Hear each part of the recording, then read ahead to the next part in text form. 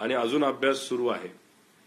पण एक गोष्ट इथं मला स्पष्ट करायची आहे की आम्ही सत्तेत आलो नाही म्हणून आम्ही नाराज आहे असं नाही. सत्तेत येईल नाही हा विषय दुसरा, पण आमचा कुठेतरी एक अंदाज होता. काही झालं तरी आम्ही 124 ते 130च्या खाली येणार नव्हतो. आणि वरती जो काय आकडा होता तिथं स्पर्धा होती, चुरशीची लढत होती. अनेक उमेदवार हे प्रामाणिकपणे तिथं लढले, मनापासून लढले. आम्ही तिथं सभेला गेलो, साहेब गेले, अनेक इतर महत्वाचे नेते तिथं गेले. तिथं जो उत्साह होता सभेमध्ये, कुणीही भाड्यावर पैसे देऊन आणलेले लोक तिथं नव्हते. एवढा उत्साह असताना कुठे मोठ्या प्रमाणात नाराजगी ही सरकारवर त्या ठिकाणी असताना सुद्धा सोयाबीन, कपाशी, बेरोजगारी, महिला सुरक्षेचा विषय अतिशय महत्वपूर्ण तिथं असताना, दुधाचा प्रश्न महत्वपूर्ण असताना सुद्धा जे काही निकाल लागले ते निकाल स्वीकारण्यासाठी उमेदवार सोडा, कार्यकर्त्यांपासून लोकांपर्यंत कोणालाही हा निकाल एवढा सहजपणे महायुतीला कौल मिळेल असं वाटत नव्हतं. काही मुद्दे इथं सांगतो. एक तर ईव्हीएम मशीनवर 6 कोटीपेक्षा जास्त मतदान तिथं झालं. पण महत्वाचं काय की 5,33,000 मतदान हे पोस्टल बॅलेटवर झालं. पोस्टल बॅलेटवर जेव्हा मतदान होतं त्याच्यामध्ये काही प्रमाणात अंदाज आपल्याला येतो की या महाराष्ट्रामध्ये काय होणार आहे. याच्यामध्ये आपण जर बघितलं तर ईव्हीएम पोस्टल बॅलेटला जर आपण एनडीएला बघितलं तर 43.3% पसंती होती. आणि तसंच महाविकास आघाडीला आपण बघितलं तर 43.1% अशी पसंती होती. पण जेव्हा ईव्हीएम मशीनकडे आपण वळलो आणि ईव्हीएम मशीनची मतमोजणी सुरू झाली तेव्हा आपण जर बघितलं तर 49.5% हे एनडीएकडे गेलं आणि तिथं आम्ही 43 वरून डायरेक्ट 35 वर तिथं आलो. म्हणजे 0.2% बॅलेटवर आमचा फरक होता महायुतीने आमच्या, तो डायरेक्ट 14% तिथं गेला. आता ह्याच्यामध्ये आपण आकडेवारी जर घेतली आमदारकीची तर असा अंदाज होता की एनडीएचे 141 उमेदवार निवडून येतील आणि त्याच्यामध्ये आमचे 137च्या आसपास उमेदवार निवडून येतील बॅलेट पेपरच्या अनुषंगाने. कारण का सर्वे आपण जेव्हा करतो तेव्हा 1,50,000 नाही तर 2 लाख असे सॅम्पल घेतो, त्याच्यावरनं आपण अंदाज काढतो महिला पुरुषचा प्रॉपर मिक्स करून की कुठली पार्टी सत्तेत येईल त्याला आपण प्री पोल पोस्ट पोल अशा पद्धतीने तिथं म्हणत असतो. त्यात आमचे 137 येतील असं वाटत होतं, 141. आमचे जे कुठले सर्वे होते त्याला 137च्या आसपास आम्ही तिथं येत होतो. पण जेव्हा ईव्हीएम मशीन सुरू झाले तेव्हा क्लीन स्वीप म्हणजे 234 हे महायुतीचे निवडून आले आणि आम्ही डायरेक्ट 50 वर तिथं आलो.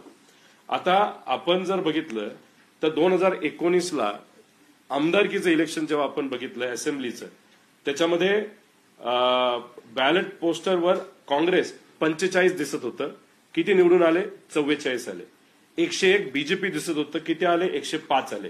बॅलेटवर इंडिपेंडंट 12 दिसत होते, 13 आले. शिवसेना 56 दिसत होतं बॅलेटवर, किती निवडून आले? 56 आले. आम्ही 60 दिसत होतो, ते 54 आम्ही तिथं निवडून आलो. म्हणजे बॅलेटची मुवमेंट, बॅलेटमध्ये जे काय आपल्याला दिसतं आणि ऍक्च्युअली जे दिसतं आपल्या मशीनवर ईव्हीएम ते समानच्या आसपास असतं, नाही तर प्लस मायनस 2-3% असतं. 13%चा डिफरन्स तिथं नसतो. महाराष्ट्र पार्लमेंट 2024चं आपण जर घेतलं तर शिवसेना उद्धव ठाकरे साहेबांना 13 येतील असं वाटत होतं बॅलेटवर, आले 10. तिथं काँग्रेसला 6 वाटत होते, आले 8. तिथं आम्हाला 11 वाजत, तिथं इंडियन नॅशनल काँग्रेस जर आपण घेतली तर कुठेतरी 11च्या आसपास येतील असं वाटत होतं. भारतीय जनता पार्टी बॅलेटवर 12 दिसत होतं, 9 आलं. शिवसेना 6 वर 6 आलं आणि नॅशनल दादांची पार्टी 0 दिसत होतं, 1 तिथं आलं. आणि अशा पद्धतीने म्हणजे बॅलेट साधारणपणे समान तिथं वोटिंग तिथं दाखवत असतं. हेच आपण जर हे घेतलं हरियाणा पॅटर्न, तर हरियाणामध्ये पोस्टल बॅलेटवर काँग्रेस 73 दिसत होतं, आलं 37. बीजेपी 16 दिसत होतं, आलं 48. आता ह्याच्यात अजून एक मोठा फरक झालेला आहे. एक तर बॅलेट आणि ह्याच्यावरून मी तुम्हाला अंदाज सांगतो. दुसरं, वोटिंगमध्ये मोठ्या प्रमाणात वाढ झालेली आहे. म्हणजे आता पार्लमेंट 2014 आणि असेंब्ली 2014 याच्यामध्ये 37 लाखाची वाढ झाली होती. 7.6% मतदारांनी ज्यांनी मतदान केलं त्याच्यात वाढ झाली होती. त्यानंतर 14 आणि 19 पार्लमेंट, 14 असेंब्ली आणि 19 पार्लमेंटमध्ये 16 लाख. त्यानंतर 19 पार्लमेंट आणि असेंब्ली 19 याच्यामध्ये 11 लाखाची वाढ झाली होती. पार्लमेंट 24 आणि असेंब्ली 19चा फरक काढला तर 20 लाख आहे. पण आत्ताची खासदारकी आणि आत्ताची आमदारकी ह्याच्यामध्ये जर आपण फरक काढला तो हा फरक येतो 74 लाख. म्हणजे 74 लाख लोकांनी अतिरिक्त मतदान लोकसभा आणि विधानसभामध्ये तिथं केलेलं आहे. माझ्या मतदारसंघामध्ये 40,000ली वाढ तिथं झालेली आहे. ते आकडे मी तुम्हाला देतो. आता आमचं म्हणणं एवढंच आहे की ही जी मोठी वाढ झालेली आहे याच्यात गाड्या मोठ्या प्रमाणात लागल्या असत्या. त्या गावामध्ये सुद्धा एक चर्चा झाली असती, अरे जबरदस्त वोटिंग वाढले, खूप मोठ्या प्रमाणात लोकांची गर्दी आहे. ठराविक बूथ सोडले जिथं मतदान जास्त आहे पण बूथ 2च आहे. जिथं 3 बूथ पाहिजे होते तिथं 2 असल्यामुळे तिथं 9 वाजेपर्यंत चाललं. पण बहुतांश बूथवर मतदान पटकिनी संपलं होतं. तर 74 लाख ही जी ग्रोथ तिथं झालेली आहे त्याच्या खोलात जर आपण गेलो, भोसरीला 1 लाखाची वाढ लोकसभा आणि विधानसभा झालेली आहे आणि तिथं बीजेपीचा उमेदवार निवडून आला. त्यानंतर पनवेलमध्ये 87,000, मावळमध्ये 72,000, शिरूर जिथं अशोक बापू निवडून येतील असं आम्हाला वाटत होतं तिथे 71,000. आणि ही मेजॉरिटी जी वाढ झाली जिथं जिथं झालेली आहे तिथं महायुतीचा उमेदवार मोठ्या प्रमाणात निवडून आलेला आहे. तुम्ही जर सोशल मीडिया नाही तर टीव्हीवर काही चर्चा बघितल्या, शिर्डीमध्ये काही विद्यार्थ्यांनी मतदान केलं अशी तुम्ही चर्चा ऐकलेली आहे. काही जसं आपलं कन्नड आहे तिथं जेवढं मतदान आहे त्याच्यापेक्षा कितीतरी जास्त मतदान ईव्हीएम वर झालंय. त्यात ईसीआय म्हणजे इलेक्शन कमिशनने एक्सप्लेनेशन दिलं, पण ते एक्सप्लेनेशन सुद्धा आपण टॅली केलं. त्याच्या मोठ्या प्रमाणात तिथं आपल्याला फरक हा त्या ठिकाणी दिसतोय. आता ह्याच्यामध्ये आपण जर बघितलं तर पोस्टलवर 56% भाजप दिसत होतं, ईव्हीएम मध्ये डायरेक्ट 90%वर गेलंय. शिंदेगड 35% पोस्टलवर दिसत होतं, डायरेक्ट 70%वर गेलंय. अजितदादा 40% दिसत होतं, 69 वर गेलंय. आणि आम्ही बघितलं काँग्रेस 55% दिसत होतं, 14 वर आलंय. ठाकरे 68% दिसत होतं, 21 वर आलंय. आणि पवार गट 43 वरनं डायरेक्ट 11%वर तिथं आलेलं आहे. त्यामुळे हे मोठे तिथं फरक आहे. त्याच्याच बरोबर ईव्हीएम मध्ये काही गोष्टी म्हणजे 95 मतदारसंघ आहे ज्याच्यामध्ये 19 मतदारसंघात ईव्हीएम मध्ये जास्त मतं आढळली आणि 76 मतदारसंघ असेल ज्याच्यामध्ये ईव्हीएम मध्ये कमी मतं आढळली. असे 95 एका न्यूज चॅनलनी सुद्धा ते कव्हर केलं होतं. 95 ठिकाणी तिथं मतामध्ये फरक जाणवत होता मशीन आणि ऍक्च्युअल C17 मध्ये. पण त्यात बघितलं 84 ठिकाणी एनडीए जिंकलंय, 10 ठिकाणी एमव्हीए जिंकलंय आणि एका ठिकाणी AMIM तिथं जिंकलेलं आपण सगळे बघू शकतो. त्याच्याच बरोबर काही मतदारसंघामध्ये कराड उत्तर बाळासाहेब पाटील 90,935, पाटण सत्यजित पाटणकर 9,935, दोघांना सेम. त्यानंतर कराड दक्षिण 1,01,50 हे पृथ्वीराज चव्हाणांना, प्रभाकर घारगे सातारा जिल्हा 1,03,46, तसंच कोरेगावला, तसंच फलटणला, तसंच नाशिक जिल्ह्यामध्ये सुहास कांदे 1,38,000, माणिकराव कोकाटे 1,38,565, नरहरी झिरवळ 1,38,622, छगन भुजबळ साहेब 1,35,023. त्याच्याबरोबर आपण हिरानाम खोसकर 11,75,75, नितीन पवार 11,19,19, दिलीप बनकर 1,20, राहुल असं जर आपण बघितलं तर याच्यामध्ये कुठं ना कुठेतरी एक प्रेडिक्टेड लॉजिकचा वापर जर केला असेल मशीनमध्ये तर मग अशा पद्धतीने आकडेवारी येऊ शकते असं काही तज्ज्ञांचं तिथं मत आहे. अणुशक्ती नगरला सुद्धा 17व्यापर्यंत आमचा उमेदवार हा प्लस होता, पण नंतर जर आपण बघितलं जेव्हा विरोधी पक्षाचे उमेदवार हे तिथं बूथवर आले म्हणजे बूथ मोजणीच्या इथं, त्यानंतर त्यांचं म्हणजे आमचं मतदान कमी झालं, आमच्या विरोधकाचं मतदान त्या ठिकाणी कुठेतरी वाढलेलं आहे. त्याच्याचबरोबर बॅटरीचं प्रमाण जर बघितलं तर त्यांनी सांगितली बॅटरी फार पॉवरफुल होती म्हणून मतमोजणीच्या दिवशी 99% बॅटरी आपल्याला सापडल्या. मग आम्हाला प्रश्न असा आहे की मग काही ठिकाणी 70% होती, काही ठिकाणी 76% होती, 80% होती आणि काही ठिकाणी बॅटरी 0% गेली होती. मग तुम्ही 99ला जे लॉजिक देता बॅटरी जबरदस्त आहे, तेच लॉजिक खरं जर बघायला गेलं तर बाकीच्याला ते लॉजिक बसत नाही. तर आमच्या सगळ्यांचं असं मत आहे की याच्यामध्ये जी काय तफावत ही मोठ्या प्रमाणात या सगळ्या विषयामध्ये तिथे येत आहे, याच्यावर योग्य अशी एक्सप्लेनेशन येण्याची जरूरत आहे. आमचं मत, आम्ही रडीचा डाव खेळतोय असं अजिबात नाही, पण उमेदवारांना आम्ही जवळून ओळखतो. ज्या पद्धतीने त्यांनी प्रचार केलाय, प्रसार केलाय, लोकांपर्यंत गेलेले. 2019ला काही उमेदवार आमचे हारले होते, पण त्यावेळेस त्यांनी कुठेही असं मन व्यक्त केलं नाही अरे आम्ही हारायला नको पाहिजे होतो. ते म्हणाले आम्ही कुठेतरी कमी पडलो. पण आज जर बघितलं की 5 वर्ष त्या लोकांनी सत्ता नसताना सुद्धा काम केलं, पण तरी सुद्धा ते आज हारलेले आहेत आणि मोठ्या मोठ्या मार्जिनने तिथं हारलेले आहेत. त्यामुळे आमच्या सगळ्यांचं मत असं आहे की इलेक्शन कमिशननी आमची एक मागणी मान्य करावी. 4 दिवसासाठी मोठे कॅमेरे लावा, भारी कॅमेरे लावा. ज्या ठिकाणी तुम्हाला ईव्हीएम आम्ही सांगू ते ईव्हीएम तुम्हाला द्यायचे, तिथं ते ईव्हीएम आम्ही खोलणार, बघणार, आमचे तज्ज्ञ येणार. जे काय आमचे डाऊट्स आहेत, ज्याच्यामध्ये आता ते काय म्हणतात हे इंटरनेटला कनेक्टेड नाही म्हणून हे मॅन्युप्युलेट होऊ शकत नाही, पण बेरूटला पेजर हे जे डिव्हाइस आहे ते इंटरनेटचं डिव्हाइस नाहीये, ते साधं जीएसएम वर चालणारं डिव्हाइस आहे, जसं आपलं ईव्हीएम मशीन चालतं. टेररिस्ट लोकांनी ते पेजर हे हॅक केलं. एका वेळेस बेरूटला सगळे पेजर तिथं फुटले आणि लोकांचा मृत्यू त्याच्यामध्ये झाला. म्हणजे इंटरनेटला कनेक्ट नसणारा डिव्हाइस हे सुद्धा हॅक होऊ शकतं, बाहेरून मॅनेज होऊ शकतं. हे बेरूटला तिथं आपल्याला जाणवलं आहे. त्यामुळे इलेक्शन कमिशनला आमची विनंती आहे की कृपा करून आम्हाला हे सगळे मशीन्स बघायचे, जे आमच्या सगळ्यांचे डाऊट्स आहेत ते आम्हाला क्लिअर करायचे. आता ह्याच्यात झालं असं आहे की आता येणाऱ्या महानगरपालिका, जिल्हा परिषद, पंचायत समिती याच्यामध्ये आता लोक म्हणायला लागली की जर अशा पद्धतीने ईव्हीएम हॅक केले जातील, आम्हाला वाटत नव्हतं महायुती एवढ्या मोठ्या प्रमाणात 220 पेक्षा जास्त उमेदवार त्यांचे निवडून येतील, 140, 144, 135च्या आसपास ते अडकतील.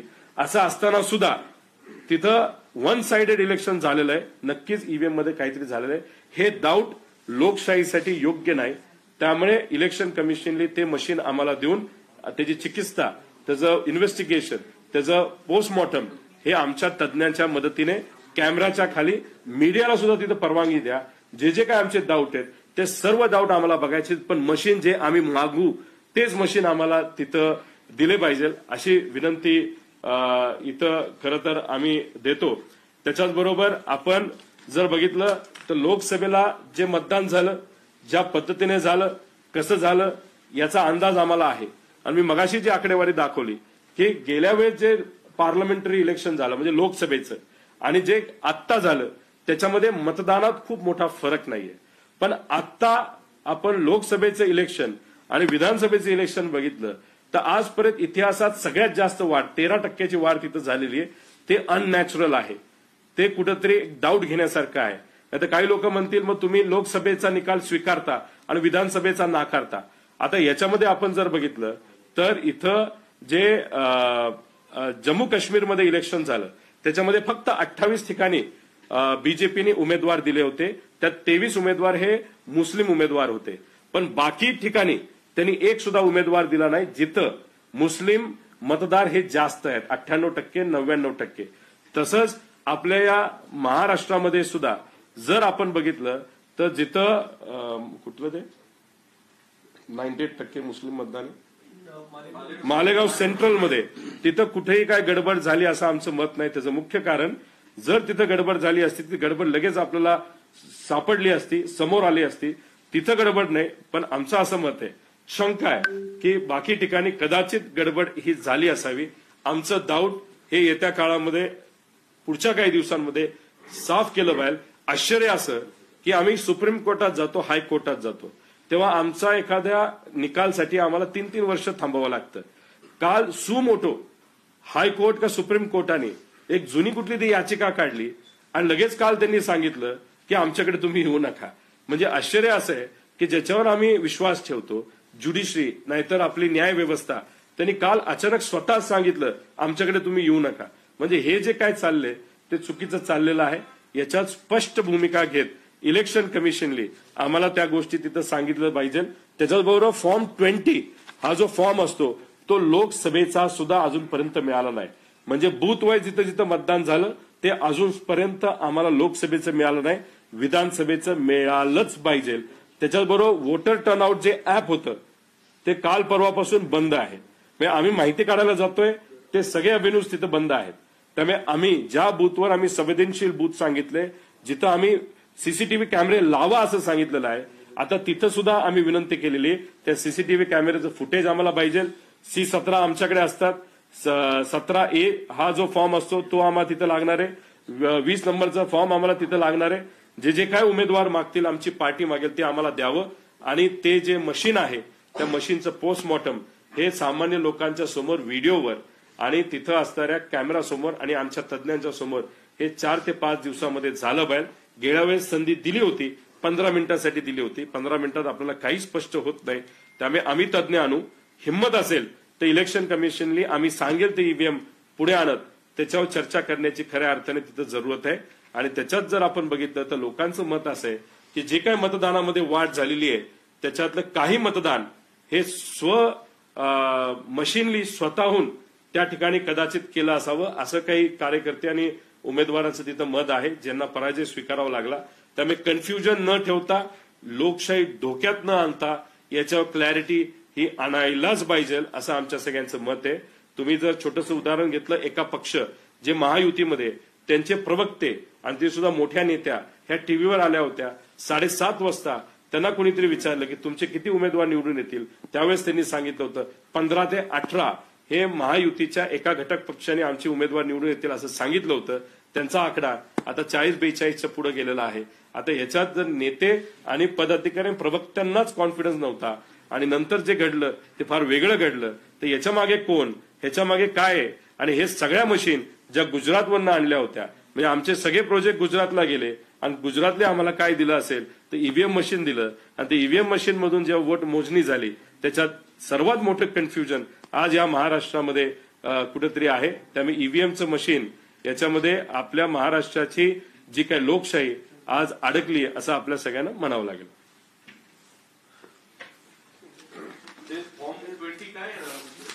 फॉर्म 20 जो विषय असतो त्याच्यामध्ये आपल्याला कळतं की बूथ निहाय किती किती कसं कसं मतदान झालेलं आहे. आता ह्याच्यावर क्लॅरिटी आणण्यासाठी इलेक्शन कमिशननी पुढाकार घेऊन, एक तर आमचा तो अधिकार आहे, लोकसभेला सुद्धा अधिकार होता, त्यांनी तो फॉर्म द्यायला पाहिजे होता, जो दिला नाही. आता आमची मागणी आहे लोकसभेचा पण द्यावा आणि आम्हाला आता या विधानसभेचा सुद्धा लवकरात लवकर द्यावा. तो फॉर्म त्यांच्याकडे आहे. मशीन रिपोर्ट सुद्धा आम्हाला पाहिजे, कारण बऱ्याच ठिकाणी 5:30 वाजताच मतदान बंद झालं अशी चर्चा आहे. आता ह्याच्यामध्ये कन्फ्युजन का निर्माण होतं की जेव्हा तुम्ही मशीनला मॅन्युप्युलेशन करता त्या मशीनमध्ये जे क्लॉक असतं, जे घड्याळ असतं, त्याच्यामध्ये सुद्धा मॅन्युप्युलेशन होतं. त्यामुळे मशीन रिपोर्ट आम्हाला मिळाला पाहिजे, कारण बऱ्याच ठिकाणी 5:30 वाजता पोलिंग हे बंद झालं होतं. पोलिंग 5:30, 5 नाही तर 6च्या आधी तेव्हाच बंद होतं जोपर्यंत 100% मतदान होत नाही. जर 100% मतदान तिथं झालंच नसेल, असं कुठलंच बूथ नाही जिथं 100% झाले, तरी सुद्धा 6च्या आधी तुम्ही मशीन का बंद केलं, त्याचं कारण काय होतं, या सगळ्या गोष्टींवर कुठेतरी स्पष्टता आणायची खऱ्या अर्थाने आज लोकशाही टिकवण्यासाठी आपल्या सगळ्यांना जरूरत आहे. त्याच्याचबरोबर काही टीव्ही चॅनलनी सुद्धा ईव्हीएम मशीन कसं हॅक करता येईल. आता आम्हाला सुद्धा काही लोक भेटले होते की तुम्हाला आम्ही असं असं करून देतो, मतदान वाढून देतो, मतदान कमी करून देतो, पण आम्ही लोकशाहीवर विश्वास ठेवणारे लोक असल्यामुळे त्या गोष्टींकडे आम्ही विश्वास ठेवला नाही. मग ती लोक आम्हाला भेटत असतील तर ज्यांच्याकडे पैसा आहे, जसं की आज सत्तेत असणाऱ्या लोकांकडे, तर त्यांनी त्याचा वापर का केला नसावा. त्यांच्याकडे ज्या सिस्टम्स आहेत, नाही तर ईव्हीएम मशीन बनवत असताना त्याच्यामध्ये जर काय वेगळ्या काही गोष्टी झाल्या असतील तर ते सगळे डाऊट्स आपल्याला कुठे ते क्लिअर केले पाहिजे. ह्याच्यात आम्ही मान्य करतो की जे काही इतर योजना आहेत सरकारच्या, समजा लाडकी बहीण योजना असेल, पैशाचा वापर, दडपशाहीचा वापर, गुंडांचा वापर, याच्यामुळे 2-3% मतं इकडे तिकडे गेली असतील, नाही तर 4% गेली असतील, पण 13, 14, 15% मतदान हे याच्यामुळे हलवू शकत नाही. आणि हे स्पष्ट आमचं मत आहे की काहीतरी वेगळं झालेलं आहे. सत्तेत येईल नाही हा प्रश्न मार्क होता, पण 120 पर्यंत तरी महाविकास आघाडी तिथं कुठे ना कुठेतरी पोचायला पाहिजे होती. आज विरोधी पक्ष नेता नाही, मग लढायचं कसं लोकांसाठी.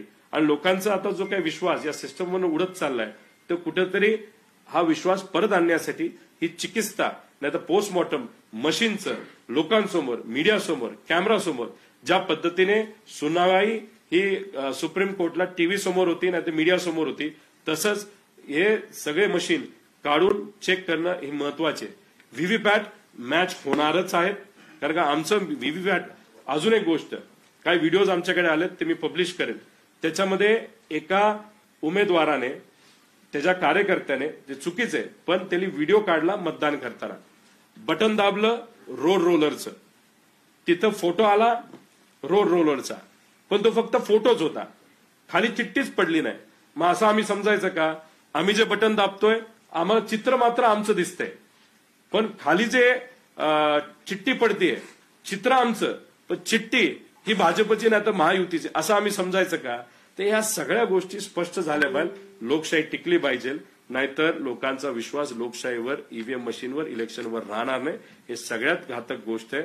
पैशाचा वापर अमाप झालेला आहे, आणि जर पैशाचा वापर होणारच असेल तर शेतकऱ्याची पोरं, नाहीतर सामान्य लोकांचं प्रतिनिधित्व करणारी लोक, आध्यात्मिक क्षेत्रातील लोक, नाहीतर मीडिया मध्ये सुद्धा जे इच्छुक आहेत ते इलेक्शन लढूच शकणार नाहीत.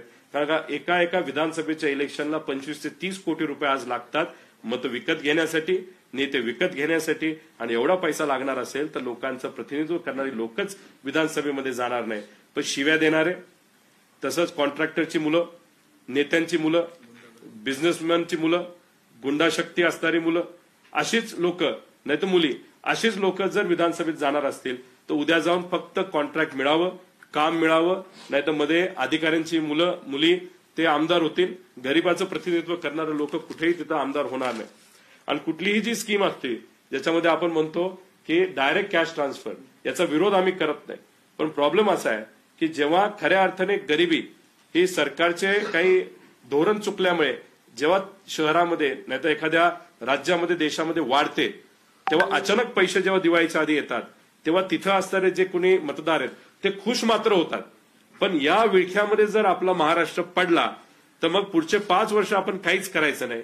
गरिबी वाढवायची जी वाढली आहे, आपले जे पर कॅपिटल इन्कम आहे, दरडोई उत्पन्न लोकांचं घटलंय, गुजरातचं वाढलंय. मग 4.5 वर्ष झाली की अशी एक योजना आणायची की ज्या 2,000चं 3,000 करायचं, परत लोक खुश, परत 5 वर्ष, परत मग पैसे. म्हणजे धोरणात्मक काहीच आपल्या राज्यात होणार नाही. फक्त कॅश ट्रान्सफर स्कीमवर जर आपलं राज्य जगवायचं असेल, त्याच्यावर राजकारण करायचं असेल, तर मी तुम्हाला सांगतो या महाराष्ट्राचं बिहार व्हायला वेळ लागणार नाही.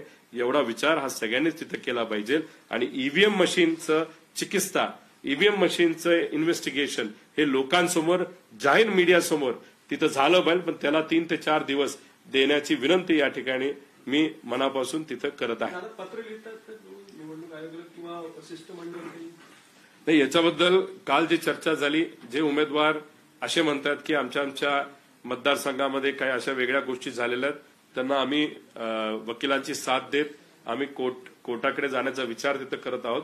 पण आमचं एकच मत आहे की कोर्ट वगैरे हे सगळ्या गोष्टी अडकून राहणार आहेत. आणि आमच्या उमेदवारांचं मत आहे की ठीक आहे, निकाल लागला, आम्हाला त्याचं काही म्हणणं नाही, पण आमच्या कार्यकर्त्यांना, आमच्या मतदारांना, म्हणजे असे काही मतदारसंघ आहेत की गाव माझं आहे तिथं मी मायनस राहिलो. माझं उदाहरण नाही, पण काही उमेदवारांचं आहे. मनसेचा एक उमेदवार आहे, त्याच्या वॉर्डातून नाही तर त्याच्या बूथवर 4 मतदान जे व्हायला पाहिजे होतं, घरातलं 4 ते सुद्धा त्याला झालेलं नाही. आणि मग दहिसरमध्ये म्हणजे त्याच्या पत्नीला त्याला दिलं नाही, नाही तर आईली दिलं नाही, नाही तर स्वतःच दिलं नाही, असं परिस्थिती आज तिथं आहे. त्यामुळे हे जे कन्फ्युजन आहे हे घातक आहे. त्यामुळे हे कन्फ्युजन नसणं हे फार महत्वाचं आहे. नाही तर उद्या जाऊन कुणीही इलेक्शनकडे फिरकणार नाही आणि हळूहळू मतदान कमी झालेलं आपल्या सगळ्यांना बघायला मिळेल. आता तुम्ही एक महत्वाचा विषय की आम्हालाही काही लोक असे भेटले होते की जे मतदान वाढून देतो असं म्हटले होते. तुम्ही त्याच वेळी त्यांना काय एक्सपोज केलं आणि त्यांना समोर का आणलं, हा एक भाग. आणि दुसरा मग त्याच्यानंतर तुम्ही म्हणताय की ते त्यांच्याकडे गेले असण्याची शक्यता आहे. नाही, तसं नाहीये. मी ते म्हणत नाही की त्यांच्याकडे गेले असावेत. एक फसवे लोक समाजामध्ये, लोकांमध्ये हे मोठ्या प्रमाणात तिथं फिरत असतात. आणि आमचा लोकशाहीवर विश्वास असल्यामुळे हे जे फसवे असतील ते भेटले असतील. आम्ही फक्त एवढंच त्यांना सांगितलं की हे फसवेगिरी, आम्ही याचा विश्वास त्या ठिकाणी ठेवणार नाही. फक्त जे सत्तेत आहेत तरी त्यांचाच वापर केला असेल असं मी म्हणणार नाही. पण ती जी कुठली सिस्टम असेल त्याच्यामुळे त्यांना कॉन्फिडन्स होता की आम्ही हे करू शकतो, ते करू शकतो. आता तुम्हीच थोडंसं उदाहरण घ्या. मुंबई तक हा जो चॅनल आहे त्यांनीच एक कुठला तरी एक व्हिडिओ सिस्टमवर टाकलेला आहे, त्याच्यामध्ये स्टिंग ऑपरेशन त्यांनी केलं असं सांगितलंय. ते तुम्ही थोडंसं डिटेलमध्ये बघून घ्या. ते स्टिंग ऑपरेशन काय होतं, कसं काय झालं, कशामुळे झालं, याचा कुठं ना कुठेतरी अंदाज तिथं करण्याची घेण्याची जरूरत आहे. आमचं तिथं मत आहे. व्हीव्हीपॅट मध्ये पण चेंजेस होऊ शकतात असं तुम्ही म्हटलंय. नाही, व्हीव्हीपॅटच्या बाबतीत मी एवढंच म्हणतोय की फोटो दिसताना, जसं मी एक उदाहरण आहे, मी व्हिडिओ मागितलेला, तो व्हिडिओ मी उद्या पब्लिश करेल एका उत्साही कार्यकर्त्याने. खरं तर ते अलाउड नाहीये, पण तरी सुद्धा त्यांनी मोबाईल नेला, पण असतो एक जोश असतो, बघ मी माझ्या नेत्यासाठी काय केलं, त्यांनी तो व्हिडिओ काढलाय. त्या व्हिडिओमध्ये दिसतं असं की तिथं जो फोटो निघतो तो नुसतं फोटोच दिसतो, पण चिठ्ठी जी खाली पडायला पाहिजे त्याची चिठ्ठी पडत नाही. मग कुठेतरी शंका अशी येते की मतदान केलं, दिसताना फोटो आम्हाला आमचा दिसला ज्याला आम्ही मतदान केलं, आणि नंतर कळतं असं की तिथं फोटो तो दिसला असला तरी चिठ्ठी खाली जी पडली ती कदाचित ही महायुतीच्या पक्षाची नाही तर भाजपची पडली असावी, असंही काही डाऊट आम्हाला त्या ठिकाणी येत आहे. 17C फॉर्म तुम्हाला दिलं होतं सर्व उमेदवारांना, तर तो टॅली होता असं तुम्ही म्हणता मतदान 78 लाख वाढलं किंवा C-17 फॉर्म म्हणजे मतदान किती झालं मशीनवर, आणि आपल्या म्हणजे आपण जेव्हा मतमोजणी करतो म्हणजे त्या दिवशी मतदान किती झालं त्याचा तो पुरावा त्या ठिकाणी असतो. त्याच्यात कुणी केलं, कसं केलं अशी काही नावं तिथे लिहिलेली नसतात. फक्त मतदान किती झालं म्हणजे आपल्याला किती मशीनचा टाइम किती होता, क्लोजिंग टाइम किती होता, असं बरंच काय त्याच्यामध्ये लिहिलेलं असतं आणि सह्या असतात. बस त्याला फक्त टॅली नंबरचा असतो. विषय एवढाच आहे की समजा त्याच्यामध्ये झाले 1000 मतदान, पण त्या 1000 पैकी आम्हाला जे काय असेल की समजा फक्त 900 लोक तिथं आली, जर 100 हे कोण का मशीनलीच केलं का काय झालं हे बघण्यासाठी सीसीटीव्ही कॅमेरा तिथं जे होते त्याचं फक्त आउटपुट तुम्ही द्या. त्या सीसीटीव्ही कॅमेराचं आम्ही आउटपुट तिथं बघू. आता काही जसं शिरूरमध्ये काही करमाळ्याची लोक तिथं आढळली, काही साताऱ्याची लोक तिथं आढळली. आता समजा शिर्डीमध्ये काही लहान कॉलेजच्या मुलांनी मतदान केलं असं तिथं शंका आहे. तर या सगळ्या गोष्टी आपल्याला बघावं लागेल. काही ठिकाणी त्याच मतदारसंघामध्ये एक व्यक्ती 2 ठिकाणी सुद्धा मतदान केलं अशी चर्चा आहे, दुबार नावं आहेत. त्यामुळे हे सगळ्या गोष्टी कुठेतरी बघण्याची जरूरत आहे असं आमचं सगळ्यांचं मत आहे. निवडणूक आयोगाने निर्णय केले त्याचं म्हणणं की असं कुठेही झालेलं नाहीये आणि अजून कुठेही तक्रारी सुद्धा अशा कशाच्या बाबतीत बघा, कन्नडच्या बाबतीत त्यांनी काय सांगितलंय, लोकांनी आवाज उठवला तेवढा परत आयोग जागं झालं. त्यानंतर त्यांनी सांगितलं होतं 81 नंबर बूथ वरील आकडेवारी चुकून 80 वर पडली, पण त्याच्यात 81 नंबरचं चुकते ना परत. मग ते काय म्हणणार, आता 82चं 81 ला पडलं, मग परत काय म्हणणार 83चं 81 वर पडलं. म्हणजे काहीतरी लॉजिकल सांगितलं पाहिजे.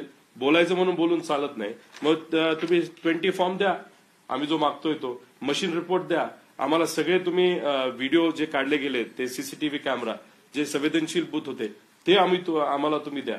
त्यानंतर मशीनची चिकित्सा करण्याची परवानगी त्या ठिकाणी तुम्ही द्या, पण 15 मिनिटं नाही. आमच्या जे कोणी टेक्निशियन्स आहेत ते तिथे येतील, अधिकाऱ्यांसमोर, मीडियासमोर, टीव्ही समोर, लोकांसमोर जे काय आम्हाला चेक करायचं तिथं आम्ही चेक करून घेऊ. निवडणूक आयोगात जावं लागेल. कारण काय, ठीक आहे मी निवडून आलोय, मला तसं टेन्शन नाही. पण मी काल जेव्हा आमच्या उमेदवारांना भेटलो ते म्हणाले काय नाही सगळं केलं आम्ही, लोकांपर्यंत गेलो, लोकांचा आत्मविश्वास आहे, लोक आमच्याकडे रडत आलेले आहेत. हे या गावामध्ये कुठेही मतदान कमी होऊच शकत नाही. हे कसं झालं आम्ही ऍफिडेव्हिटवर लिहून तुम्हाला देतो. अशा परिस्थितीमध्ये जे दडपण आमच्या उमेदवारांवर आलंय, एवढं सगळं करून लोकांची सेवा केली, कोरोनामध्ये सेवा केली, बरंच काय आम्ही शिक्षणाला मदत केली, आम्ही लोकांपर्यंत वेगळ्या वेगळ्या माध्यमातून तिथं पोहोचलो. आणि ह्या सगळ्या गोष्टी होऊन सुद्धा जर मतदानच मिळत नसेल आणि मतदान ठीक आहे 5-6 हजारांनी पडणं, डायरेक्ट 50-50, 60-60 हजाराचा जो फरक येतो, आम्ही विश्वासच ठेवू शकत नाही.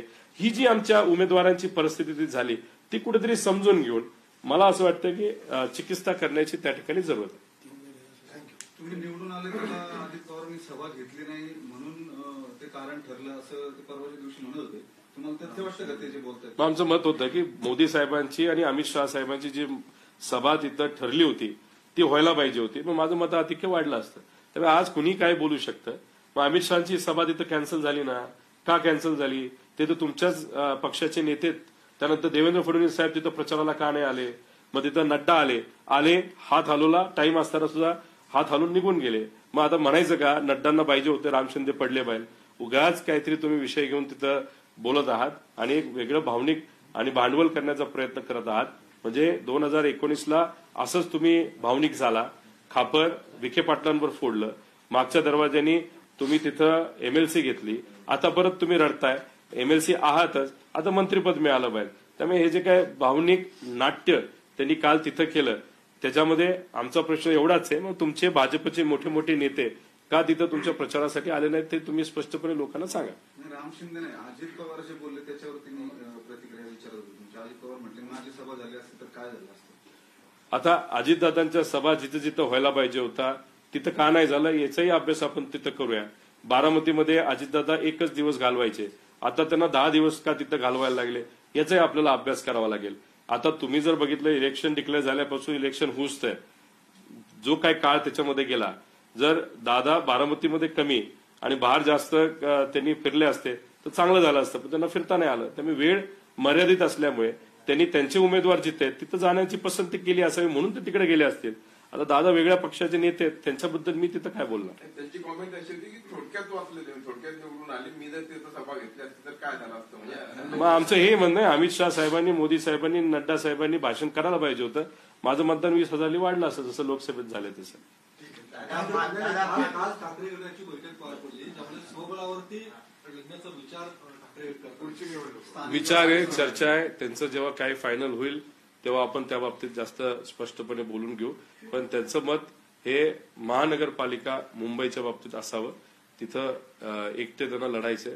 आता उद्या जाऊन असंही ठरू शकतं की ज्या काही स्थानिक स्वराज्य संस्था आहेत त्याचे काही इलेक्शन निवडणूक लागतील ते त्या जिल्ह्याला तिथं असणारे नेते ठरवतील, त्या पद्धतीने तुम्ही तिथे लढलं पाहिजे असाही कदाचित निर्णय घेतला जाऊ शकतो. जोपर्यंत उद्धव ठाकरे साहेब तिथं प्रेस घेऊन बोलत नाहीत तोपर्यंत फक्त चर्चेला आपण खरं समजून कुठलाही तिथं निर्णय घेऊ नये असं मला वाटतं. या निवडणुकीत शरद पवारांचे वोट ट्रान्सफर झाले नाहीत मातृश्री म्हणजे शिवसेनेला, असं काही आमदारांचं म्हणणं आहे. मशालीला वोट ट्रान्सफर झाला नाही त्याच्यामुळे पराभवाचा अनुभव आमदारांनी जाऊन सांगितलं. कसं आहे आता शेवटी त्यांना जे वाटतं त्यांनी तिथं सांगितलेलं आहे, आम्हाला जे वाटतं ते आम्ही सांगितलेलं आहे.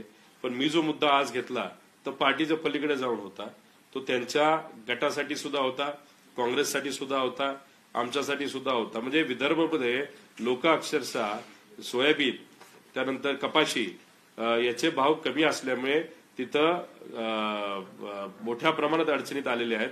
तिथं ज्या पक्षाने बाहेरून कापूस आणला, ज्या पक्षाने सोयाबीनवर लक्ष दिलं नाही, ज्या पक्षाने दुधावर लक्ष दिलं नाही, अशा पक्षाला जर तिथं जास्त मतदान होते आणि ते निवडून येतात, याच्यावरनं मला असं वाटतं की काहीतरी चुकतंय, काहीतरी कुठंतरी पाणी मुरतंय. ते कुठं मुरतंय एवढं फक्त कळावं. ते कळत असताना लोकशाही मार्गाने सगळ्यांसमोर ते चिकित्सा झाली पाहिजे असं आमचं प्रामाणिक मत आहे. ठाकरे गटाच्या आमदारांचं हे पण म्हणणं होतं की मौर्यातनं बाहेर पडाच आणि कट्टर हिंदुत्ववादी भूमिका घ्या, अशा पद्धतीची भूमिका आजच्या बैठकीत त्या आमदारांनी मांडली. ठीक आहे, आता त्याच्याबद्दल न राऊत साहेबांनी स्पष्टीकरण दिलं, न उद्धव ठाकरे साहेबांनी स्पष्टीकरण दिलं, न आदित्य ठाकरेंनी स्पष्टीकरण दिलं की अशी अशी चर्चा झाली आणि असं असं आमचं मत आहे आणि मग आम्ही त्याच्यावर ही भूमिका घेत आहोत. फक्त चर्चेतून आपण एखादा निर्णय घेणं हे योग्य नाही. काल आमच्या बैठकीत काय चर्चा झाली ही स्वतः मी तिथं बोलून दाखवतोय आणि त्याच्यात बहुतांश ठिकाणी जे काही कन्फ्युजन आहे नाही तर डाऊट आहे ईव्हीएम मशीनचं हे मी तिथं आपल्या सगळ्यांसमोर तिथं व्यक्त केलं. ईव्हीएम संदर्भात तुमच्याकडे एवढी चर्चा झाली, त्याचवेळी मग आत्मचिंतन म्हणून बाबा आपल्या काय चुका झाल्या, उदाहरणार्थ अनेक ठिकाणी बंडखोरी आपण थांबू शकलो नाही. 20 पेक्षा जास्त ठिकाणी बहुधा तुमच्या मैत्रीपूर्ण लढती महिवामध्येच झालेल्या आहेत. नाना पटोले आणि उद्धव ठाकरे यांच्या संदर्भात तो मुख्यमंत्री पदावरचा विषय किंवा तो संघर्ष, या सगळ्या गोष्टींवरती कधी तुम्ही चिंतन करणार नाहीत का? तर बघा, याच्यावर चिंतन करायचं झालं तर 57 ठिकाणी महायुतीमध्ये बंडखोरी झाली होती, त्याचा प्रभाव त्यांना तिथं मात्र आला नाही. आणि आम्हाला जर तुम्ही बघितलं तर बंडखोरीचा खूप इम्पॅक्ट तिथं आलाय असं नाही, पण आम्हाला जे ट्रम्पेट नावाचं चिन्ह आहे त्याचा खूप मोठा इम्पॅक्ट आलाय. 11 ठिकाणी आमचे उमेदवार तिथं पडलेले आहेत. त्यामुळे त्याचा तर आम्ही अभ्यास पूर्वीपासून केलेला आहे. दुर्दैव असं यंदा सुद्धा 11 ठिकाणी आम्हाला फटका बसलेला आहे. लोकांपर्यंत जाऊन सुद्धा माझ्याच मतदारसंघामध्ये रोहित पवार नावाचा एक डमी उमेदवार जो उभा केला होता त्याला ट्रम्पेट दिलं होतं, 3,500 मतं त्यांनी खाल्ली. त्याच्याबरोबर इतर ठिकाणी सुद्धा 11 उमेदवार आमचे त्याच्यामुळे तिथं पडले, त्याच्यावर चर्चा झाली. त्याच्याच बरोबर जे काही ओबीसी मराठा हा जो वाद या महाराष्ट्रामध्ये मुद्दामून काही सत्तेत असलेल्या लोकांनी निर्माण केला आणि त्याच्यावर एक वेगळ्या पद्धतीचं राजकारण झालं, त्याच्यामुळे सुद्धा मोठ्या प्रमाणात फरक झालेला जाणवतोय. हिंदू मुस्लिम करण्याचा प्रयत्न कटेंगे बटेंगे ह्याचाही तिथे इम्पॅक्ट आहे. पण आणि लाडकी बहीण योजनेचा आता ह्या सगळ्या गोष्टी घेतल्या तर ते 4 ते 5% येऊ शकतं प्लस मायनस. पण आमचं मत असं आहे की एवढा मोठा जो इतर ठिकाणी फरक झालाय, आता अशोक बापूंसारखा उमेदवार पडला पण 5,000 पडला तर आम्ही म्हणलो असतो की ठीक आहे, तो जो इम्पॅक्ट आम्ही गृहीत धरतोय तो त्याच्यामध्ये डायरेक्ट 74,000 पडणं हे थोडंसं आम्हाला मान्य होत नाही. तुम्ही जर भोसरीमध्ये गेलात तर तिथं कुठलेही सर्वे तुम्ही बघा, त्याच्यामध्ये सकारात्मक सर्वे येत होते. तर डायरेक्ट 50,000चा फरक म्हणजे तिथं 1 लाखाली मतदान वाढतं आणि आमचा उमेदवार 50,000 पडतो. तसंच तिथं इतरही मतदारसंघ आपण जर घेतले तिथं त्याच बाबतीत काही घोळ झालेला आहे. त्यामुळे मला काय म्हणायचं आहे की आम्ही सगळ्यांवर चर्चा केली. सगळ्या गोष्टी इतर गोष्टी आमच्या हातात आहेत. जी गोष्टी आमच्या हातात नाही ते ईव्हीएम. आता ईव्हीएम आमच्या हातात असलं असतं तर ते सुद्धा आम्ही टीव्ही समोर बोललो नसतो, तुमच्या पण आलो नसतो.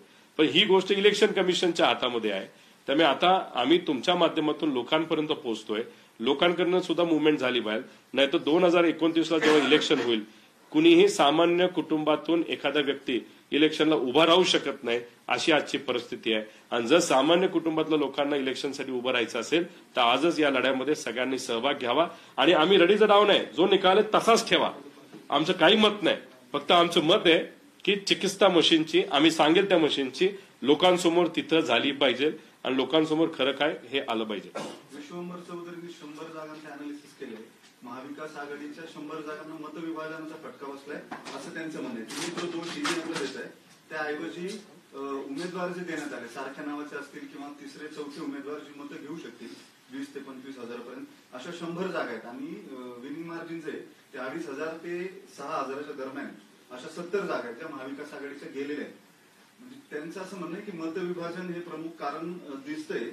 जी महाविकास आघाडीची स्ट्रॅटेजी फेल ठरली. म्हणजे महायुती हरियाणा पॅटर्न तिथं तुम्हाला वरचढ ठरली. तुम्ही स्ट्रॅटेजीत मागे पडलात. आता ईव्हीएमच्या नावानं ओरडण्यात काही अर्थ नाहीये. नाही काय नाव तुमचं? विश्वंभर चौधरींना मला विनंती करायची की जो काही डेटा आम्ही इथं मांडलेला आहे त्याचाही तुम्ही तिथं अभ्यास करावा. आता याच्यामध्ये जिथं आपल्याला नंबरमध्ये काही तफावत आलेली आहे त्याच्यामध्ये जर आपण बघितलं तर 94 ठिकाणी ती तफावत आली. त्यांचे 85 ठिकाणी महायुतीचे उमेदवार तिथे निवडून आले आहेत. याचाही कुठे ना कुठेतरी अभ्यास तिथं झाला पाहिजे. आणि त्याच्याच बरोबर जर ते म्हणतात ते जे आहे म्हणजे ज्याच्यामध्ये करेक्शन आपण म्हणतो ते करेक्शन जर आम्ही केलं असतं, समजा त्याच्यात आम्ही योग्य ठरलो असतो आणि ह्या ज्या गोष्टी त्या झाल्या नसत्या तर कदाचित मग आम्ही 180-190 पर्यंत गेलो असतो. मी 190, 180 नाहीतर 200च्या जागेबद्दल बोलतच नाही. करेक्शन मध्ये नाहीतर ज्या काही त्रुटी आहेत त्यात आम्ही कमी पडलो म्हणून म्हणतोय. कदाचित सत्तेत नव्हतं येणार पण 120 पर्यंत तरी पोचायला पाहिजे होतं. ते 120 पर्यंत आम्ही का पोहोचलो नाही त्याची कारण मी सांगितली. आणि विश्वंभर चौधरींचा विषय जर आपण कन्सिडर केला ज्याच्यामध्ये आम्ही जिथं जिथं कमी पडलो ते जर आम्ही ऍड केलं आणि मशीनमध्ये ही तफावत आली नसती तर आम्ही 180 पर्यंत पोहोचलो असतो. जर तुम्ही साहेबांचामध्ये एक रिपोर्ट आला होता, आयबी रिपोर्टच्या नावाखाली आला होता, नाही तर चर्चेत आला होता, नाही तर बीजेपीचा एक रिपोर्ट आला होता लाडकी बहीण योजना येण्यापूर्वी की महाविकास आघाडीचे 180 उमेदवार तिथं निवडून येतील. आता विषय एवढा आहे की त्यांचं आणि माझं मत एकत्रित केलं, माझं करेक्शन त्यांचं करेक्शन जर आपण केलं तर आमचा आकडा 190च्या आसपास जातोय. 190चा विषय नाही, आमचा विषय 120, 25, 30, 37चा विषय आहे. त्या विषयावर जसं बॅलेट पेपरवर जे दिसतंय 137 त्याच्या आसपास आमचे उमेदवार यायला पाहिजे होते. आणि मग आमचे 137 त्यांचे 140च्या आसपास खेळ हा सर्व अपक्ष उमेदवार जे उभे राहिले त्याच्यावर तो आला असता, जी चर्चा झाली होती. आणि त्याच्यावर जर तुम्ही बघितलं तर बीजेपी पासून सगळ्या लोकांनी म्हणजे आम्ही सुद्धा आणि अनेक इतरांनी इंडिव्हिज्युअल म्हणजे जे अपक्ष कॅन्डिडेट त्यांना फोन केले होते, त्यांना बोलवण्यात आलं होतं, चर्चा सुद्धा तिथे सुरू झाली होती. पण जो निकाल लागला तो कोणालाच हा न पचणारा निकाल लागला. आमचं मत तुम्ही आकडेवारी बदलू नका, 50लाच आम्हाला ठेवा. पण जे काही डाऊट सामान्य लोकांमध्ये आणि कार्यकर्त्यांमध्ये आलेलं आहे ते मात्र पारदर्शक पद्धतीने हे कुठेतरी लोकांसमोर क्लिअर झालं पाहिजे. नाही तर येणाऱ्या कुठल्याही निवडणूकमध्ये लढत असताना डाऊट जर डोक्यात राहिलं तर लोकशाही जिवंत राहणार नाही. लोकसभेला पश्चिम बंगाल, कर्नाटक आणि महाराष्ट्र ही 3 मोठी राज्य होती ज्याचा मोठा आकडा हा लोकसभेसाठी महत्वाचा असतो. त्यावेळी तुमच्या मनात शंका काय? दादा तुम्हाला हेच सांगितलं मी की त्यावेळेस जे मतं इन्क्रीज झाले त्या इन्क्रीजमध्ये परत एकदा आपल्याला मी सांगतो त्याच्यामध्ये जो आकडा वाढला 2014 पार्लमेंटमध्ये 4,87,00,000 मतदार होते. 2014 असेंब्लीमध्ये विधानसभेमध्ये 5,24,00,000 होते. 37 लाख वाढले. 19ला पार्लमेंट म्हणजे लोकसभेला 5,40,40,00,000 आले. 19 असेंब्लीला 5,51,00,000 म्हणजे 10 लाख वाढले. त्यानंतर 19ला जे असेंब्ली झालं त्याच्यामध्ये 5,51,00,000 मतदान झालं. आता असेंब्ली 2024 म्हणजे आम्ही जी लढलो 6,95,00,000 गेलं. आता आम्ही डाऊट का घेत नाही, 2019ला असेंब्ली म्हणजे मी ज्याच्यात गेल्या वेळेस आमदार झालो होतो त्याच्यात आणि ज्याच्यामध्ये गेल्या वेळेस म्हणजे 31 खासदार आमचे निवडून आले त्याच्यात 5,71,00,000 20 लाख फक्त मतदान वाढलेलं आहे. 20 लाख. आता प्रश्न असा आहे की पार्लमेंट 6 महिन्यापूर्वी झाली आणि आता असेंब्ली आता आम्ही जी लढलो त्यात 74 लाख मतदान वाढलेलं आहे. त्यामुळे हा आकडा जो 20 लाखाच्या आसपास नाही तर 10 लाख नाही तर नेहमी दरवर्षी हा 5 लाखाला वाढतो याच्या आसपास असला असता तर आम्ही तुम्हाला बोललोच नव्हतो, चर्चा केलीच नसती. 74 लाख मतदान मोबिलाइज करायला आपल्याला किती गाड्या लागतील? 40,000 मतदान माझ्या मतदारसंघामध्ये समजा वाढले तेवढं मतदान मोबिलाइज करायला 11,000 गाड्या लागल्या असत्या. बसेस घेतल्या असत्या तर 5,000 बसेस लागल्या असत्या. आता 74 लाख मतदान हे गावातलं मोबिलाइज झालं का बाहेरून आणलं गेलं का या तालुक्यातलं या तालुक्यात गेलं का तिथंच असणाऱ्या व्यक्ती 2 ठिकाणी मतदान केलं हे कुठेतरी आता स्पष्ट व्हायला पाहिजे असं आमचं सगळ्यांचं मत आहे. मुख्यमंत्री पदाबाबत घोळ सुरू आहे. एकनाथ शिंदे मुख्यमंत्री होणार नाही नाही आकडे जर बघितले तर भाजपचा आकडा अशा पद्धतीने आलेला आहे की एकनाथ शिंदे साहेबांनी खूप वेळ घालवला तर दादा आणि बीजेपी मिळून सत्ता स्थापन करू शकतं. दादांनी वेळ घालवला तर बीजेपी आणि एकनाथ शिंदे साहेब तिथं सत्ता स्थापन करू शकतं. त्यामुळे आता बरेच काही दिवस या गोष्टी चालतील असं नाही. खरं तर पहिल्याच दिवशी या गोष्टी व्हायला पाहिजे होत्या. उगाच रटाळ पद्धतीने खेचाखेची सुरू आहे. सगळ्यांना माहिती काय होणार आहे. भाजपचंच तिथं मुख्यमंत्री पद येऊ शकतं. फक्त दाखवण्यासाठी कदाचित एकनाथ शिंदे साहेबांना 1 वर्ष दिलं जाऊ शकतं नाहीतर 5च्या 5 वर्ष मुख्यमंत्री हे भाजपचेच राहतील. आणि जर भाजपने सांगितलं 2.5 तर 2.5 वर्ष होईल. 2.5 वर्ष झाल्यावर पुढच्या 2.5 वर्ष भाजपच राहील.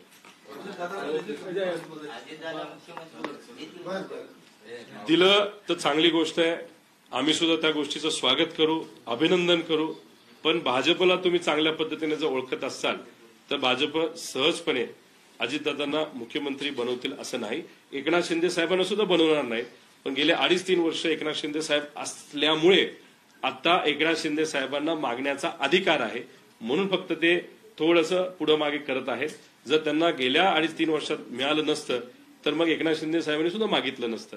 त्यामुळे शेवटी भाजपला ताकद खूप मोठी मिळालेली आहे. मुख्यमंत्री हा भाजपचाच झाला तर होईल. फक्त कोण होईल? देवेंद्र फडणवीस साहेब होतील का आपल्या महाराष्ट्रातलाच एक भाजपचा नेता जो 2019ला त्याला तिकीट नाही मिळालं तो केंद्रात जाऊन त्यांनी चांगलं काम केलं अशा व्यक्तीला दिलं जाईल हे मात्र सांगता येणार नाही. बावनकुळे असं म्हणतात की उरलेले आमदार पण आमच्याकडे येतील, राष्ट्रवादीचे असतील शिवसेनेचे असतील. आल्यानंतर त्या बाबतीत चर्चा करू. पालकमंत्री पदाबाबत आता म्हणजे वादविवाद सुरू झाले. म्हणजे आधी मुख्यमंत्री ठरला आता पालकमंत्री नाशिक पुणे जे महत्वाचे रायगड येतात त्यांच्यात वाद सुरू आहेत. महायुतीत खिचडी झाली असं वाटतं. नाही आता शेवटी तो त्यांचा अधिकार आहे. त्यांना मॅन्डेट तसं मिळाले कसं मिळालं हा प्रश्न वेगळा. पण मिळालं असेल तर त्यांना कोणाला द्यायचं तर ते आता गेल्या वेळेस पण बऱ्याच लोकांनी कोट बीट जॅकेट शिवून ठेवलं होतं त्यांना मिळालं नव्हतं तर त्यांचा अधिकार पहिला असावा. त्यामुळे थोडंसं वादविवाद होतील. बरीच काही चर्चा आपल्या टीव्हीवर बघायला मिळेल. जे काही आपण सोप ऑपरा ज्याला म्हणतो नाहीतर जे काही पारंपरिक आपण चॅनल्स तिथं बघतो ते जरा काही दिवस बंद करून फक्त न्यूज चॅनल जरी बघितले तरी आपल्याला एंटरटेनमेंट पुढचे बरेच दिवस बघायला मिळेल असं मला वाटतं. इंडिव्हिज्युअल